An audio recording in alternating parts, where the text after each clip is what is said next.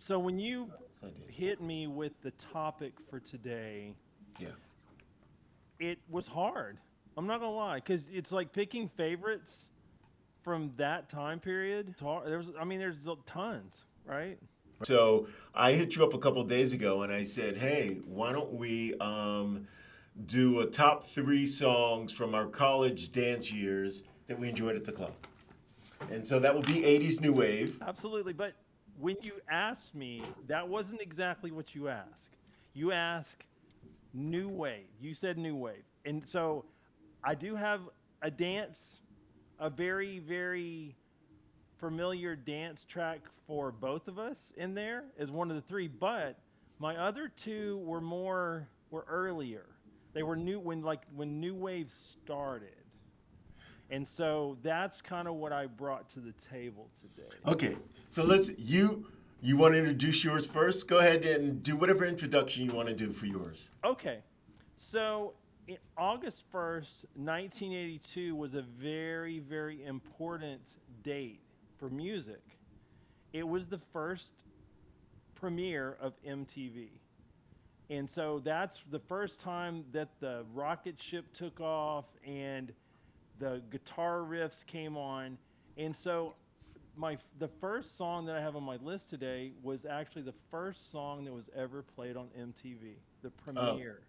I think we all know this one. Okay. We all know this, but maybe, I think a lot of people All right. may not. But so my first song is Video Killed the Radio Star by the Buggles. All Now, right. the Buggles weren't around Do you have very any? long. I will have a visual a little bit later for one of my other songs.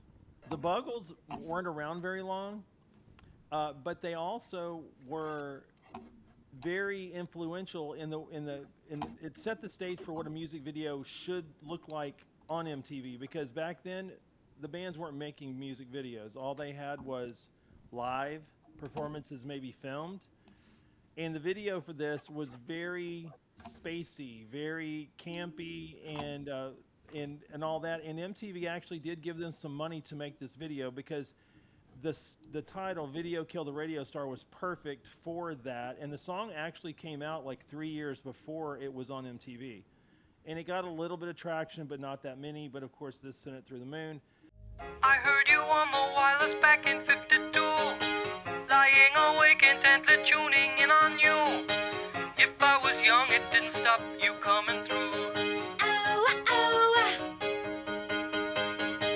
They took the credit for your second symphony, rewritten by machine on new technology.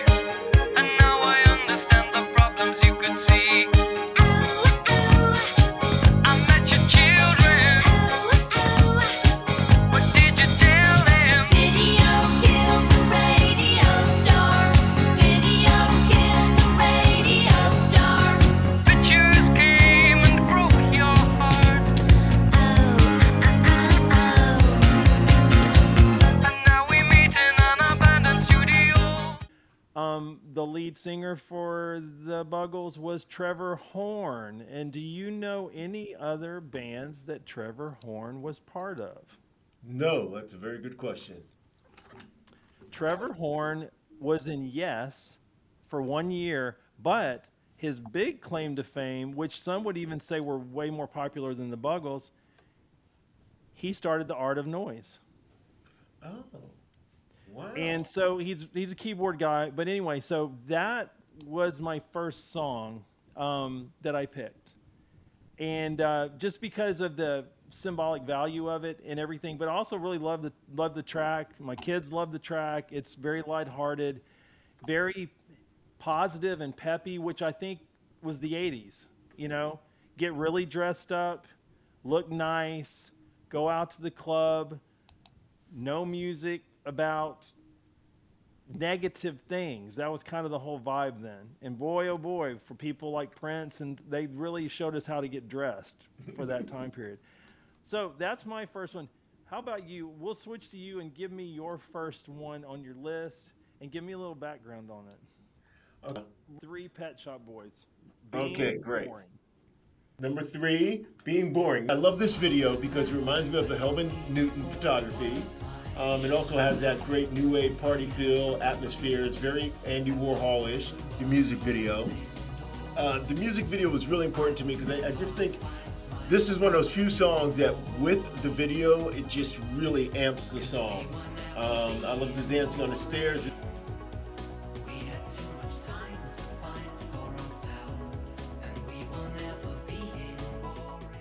Or that's my number 3, so we're counting backwards. Number 3, what's your number 2? Okay, staying along the lines of early new wave, I was thinking about this a lot because I said it's so difficult because bands like Berlin and Missing Persons and Thompson Twins and all these kind of bands and Dead or Alive and all these kind of bands popped in my head. But then when we're picking favorites, it's kind of about the song, but it's kind of more about the band in general and how relating to the band just overall over my whole entire life, even up to today. And so my second one I picked was I Ran by A Flock of Seagulls. And this is because I would say the Seagulls I've seen them more than any other band. I think I've seen them 15 times over the years. That's not the reason for that. I would say more than anything is the fact that the guy just doesn't quit. I mean, he doesn't matter if he's playing to 20 people or 3,000. He just keeps going, which I really appreciate. And I also picked this song because you and I, about a year ago, we went and saw them, and oddly enough, they sold out the venue. And that was the first time I'd seen them sell out in like the last 15 to 20 years. And so I'm like, do we have a major resurgence? Are the young ones really liking this stuff? Or, what's going on? But once again, as far as the song itself, it is iconic. I think I saw the other day where this song has actually been in 14 movies. And I guess I didn't think about that many, but then again, I don't watch every movie. But, all the way up to where Mike Tyson sang it on The Hangover, right? I mean, it's like just a very iconic song. But also, what's very big about this in the 80s is the look, the style. And what a lot of people in today's generation don't understand about the 80s, I don't think, is how important hair was and how important fashion was. Just to everyday people. Nowadays, I think if a lot of people started dressing this way, they may get a little bit of a strange look, but it was, like I said before, it was always clean and you were dressed up and you were looking your best, but it was not boring in any way. And so the Flock Seagulls, they kind of started that. One of the bands that started that aspect of it was with the look on their original videos, and the seagull hairdo was a big deal. I walk along the avenue. I never thought I'd meet a girl like you. Meet a girl like you. With auburn hair and tawny eyes. The kind of eyes that hypnotize me with the road. You hypnotize me with the road. And I ran so far away. I just ran all night and day. I couldn't get away. And I ran, like I said, I hear it in the grocery store all the time, still walking around now, and that's my number 2 song. They are definitely experiencing a resurgence. There's no doubt about it. I mean, we went to Crew World. I think every new wave kind of concert that has any kind of compilation of groups includes them now. They're on a touring frenzy. And yeah, I mean, you can't go to a new wave club worth its salt that doesn't play that track. So, Right. yeah, I thought that would be your number 1. I'm surprised it's your number 2. You may be surprised I'm a number 1, but I don't think you will be. So number 2, Love's Bizarre Triangle, New Order. Listen, yeah. This is so tough because I really wanted 2 New Order songs and then 2 other songs, right? Because Yeah. New Order's got to clearly be New Order and Pet Shop Boys, my favorite bands of that period. And there's always anytime I want a song to lift me up, I play one of these. So I just wrote down a few things that I love about it. This is on the Brotherhood album. The artwork was by Peter Seville, a photographer. It was a photograph of a sheet of titanium zinc alloy. This is one of those few songs where I did pay attention to the words, like my number 3 song. The lyrics are intentionally vague. Let's just get into it. Yeah. I mean, that iconic beat. Absolutely. No one. Everybody knows what it is the second it starts. And I just remember everybody hitting the dance floor. All right, so I think we all know that one. That's a fantastic song. The video's cool. Absolutely. We'll see more. But the first, my number 1, I'm excited to share, so I'll hand it back over to you. Despite the fact that I had computer issues and did not have my videos ready, which will not happen again, I promise, I will have a visual aid on this last one. Okay. Now, when I thought about this last one, actually, of all the 3, this one popped into my head first because we're the ones doing the podcast together. So, this was the song that for several years in college closed down 17th Street. Okay? It was a song that the DJ at the time hated by the end of this because he got asked to play it so many times that you would go ask and he would literally almost get mad at you, by the end of it, Pete.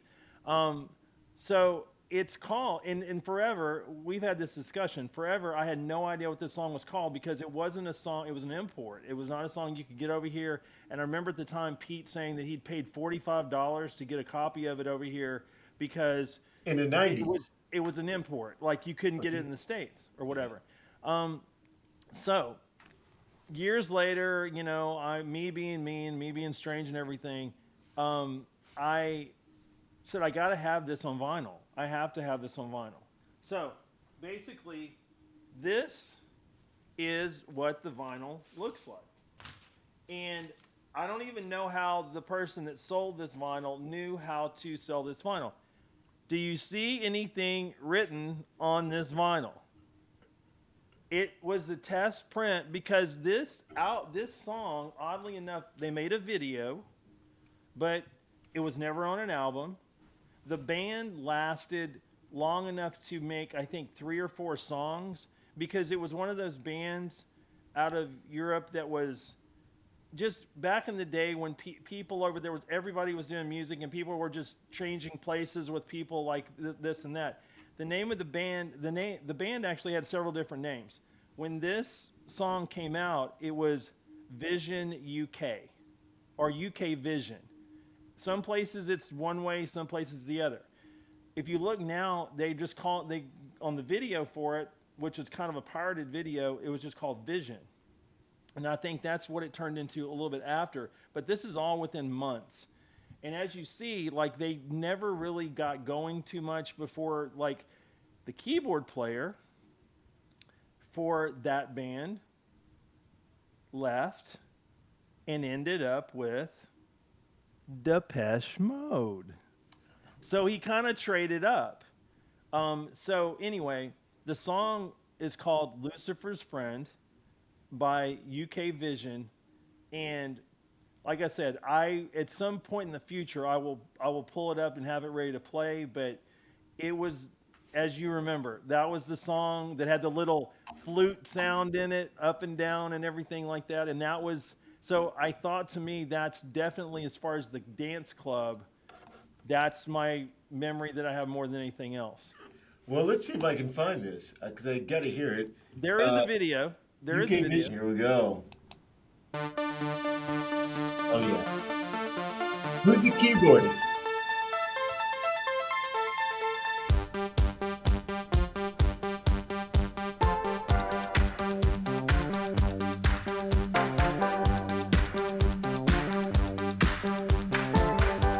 We're about to get to that part that you remember.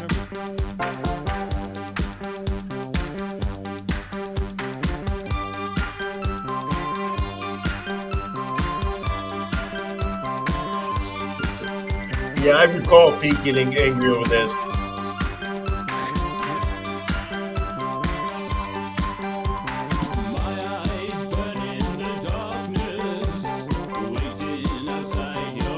I always think of Gary Newman. Yeah, very similar.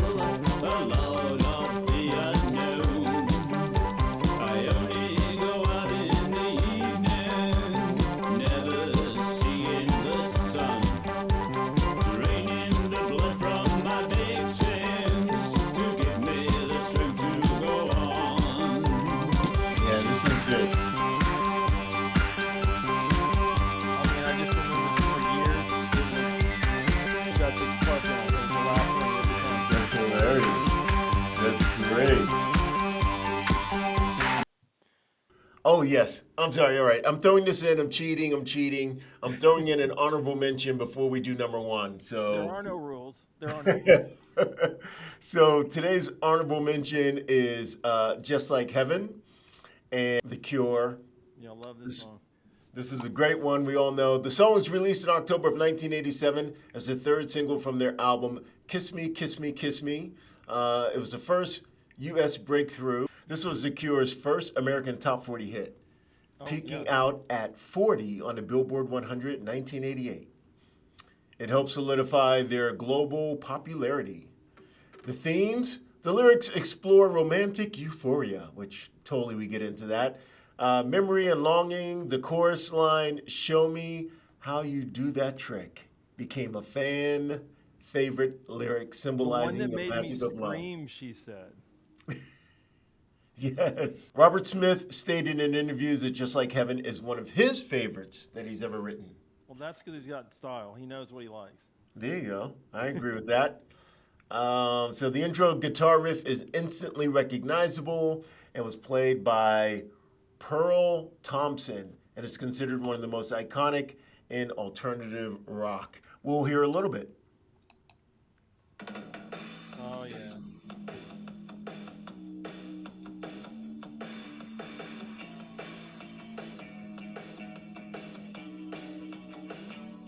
The video's great, Agreed. especially for that period.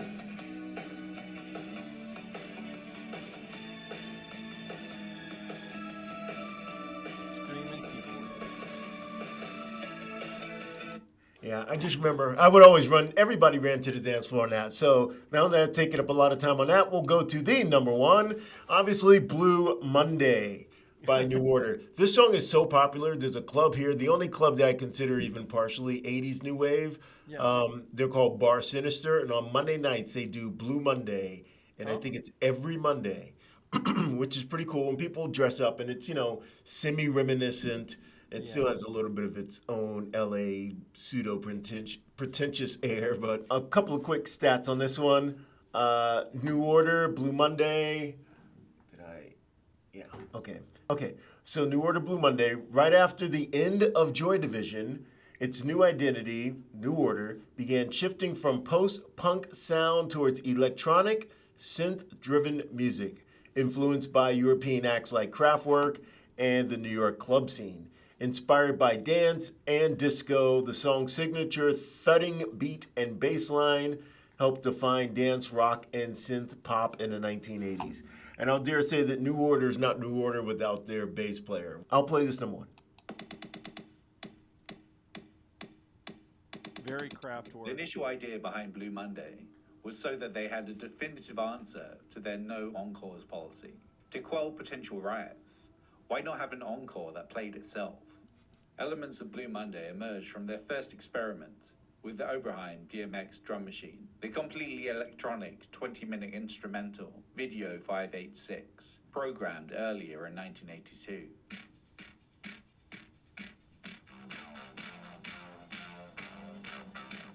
Enjoying the fullness of the DMX's FUD, Morris would fashion Blue Monday's iconic stuttering stomp, mimicking the pattern present on the Giorgio Moroder produced Our Love by Donna Summer.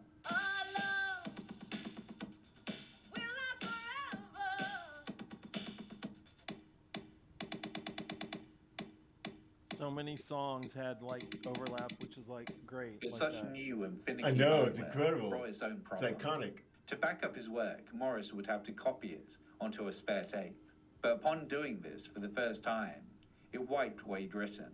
And when he tried to play the tape back, all he got was the LED display flashing back bad data. He would have to start over. Peter Hook challenges this story, believing the first version of Blue Monday going missing was pure clumsiness on Morris's part, him simply kicking the mains lead out at an inopportune moment. When he reprogrammed the DMX, they recorded the beat by playing it through the studio monitor, capturing the natural reverb of Britannia Row's cavernous rooms, increasing each kick's impact.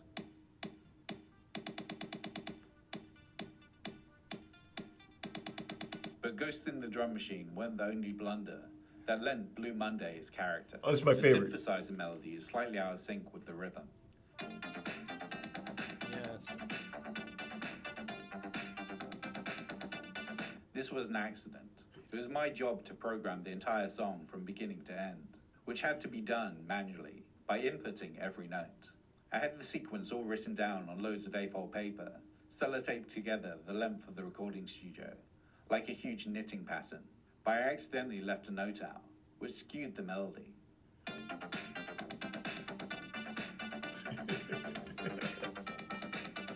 Nice little doc I found on this song. I thought was pretty cool. So, Very cool. but Stuff yeah, I didn't think that's know. all the good stuff. I didn't know any of that. Yeah, it's really cool. Yeah, Mary and I on occasion we love watching music docs, and we'll just go through and we'll watch like one or two a month. So a lot of good music docs out there. Hey, before we leave, I have a trivia question for you. So I want to see if you know this. This is what you would call like out in the woods, like way off the balance sheet kind of question. But I found it extremely interesting one time when I was kind of doing what you're talking about, just kind of looking around and digging and things like that. So, do you have any idea what the Kinks, the Pretenders, Simple Minds, and men's professional tennis have in common? No. Chrissy Hind. Oh, really? How is she tied into the tennis? Or are you going to go through each step? Go ahead. I will go through each step. So, basically, she was romantically involved with each. So, in tennis, she actually dated John McEnroe in 1984 for about a year. Wow.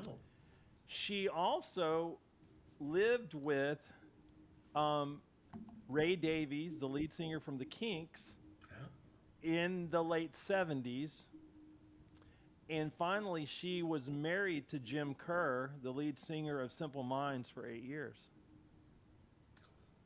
Very cool. Very cool. So Yeah, I she should got have read her around. autobiography. I think Mary has her biography, but I haven't read it. She got around. She got around with the famous guys. Yes. Well, she had a good time. There's nothing wrong with having a good time. Nothing at all. Legal adult, consenting. And I would always like to just leave a little weird tidbit out there, because there's so many weird tidbits about these people, that we loved and we grew up thinking that we knew, and something like that is just really interesting to me, because no telling how much influence she got, from those guys that she was with. Right. Especially, the Kinks and Simple Minds, especially. Well, I'm sure she'll make a list in the future. So we'll have to figure out what we want to discuss next, but what other maybe music topic or some other topic. But I kind of like music. Or how about life and love? Life and love. From what perspective? Oh, just the Jay Giles perspective. Jay Kyle's perspective? I'll have to look that up. Love stinks, man. Love stinks. Yeah. Love stinks. Well, and the beauty of it as well, but all aspects of it. But yeah, That'd be challenging to get media for that. I mean, that's such a broad subject. There's all kinds of love media everywhere. Yeah, that's big. All right, well, listen, we're going to discuss offline, and we'll figure something out. We'll make sure that we have another topic to do, and then Thank everybody for tuning into this. We appreciate it. We're going to try to get it going really soon and see where it goes. All right. All right, Truett, college buddy, Sam Houston State. We hit the dance floors, variation, 17th Bearcats, Street. We're Bearcats, Bearcats. We hit all our favorite clubs, whether it was Numbers in Houston or 17th Street and Variations in What Huntsville. about, don't Sam forget Houston. about Club Blue Planet down on Richmond. Yeah, I guess. Yeah, I hit that a couple A of times. drunk Dale Bosio. Remember that? There we have it. All right, until next week, we'll see you again.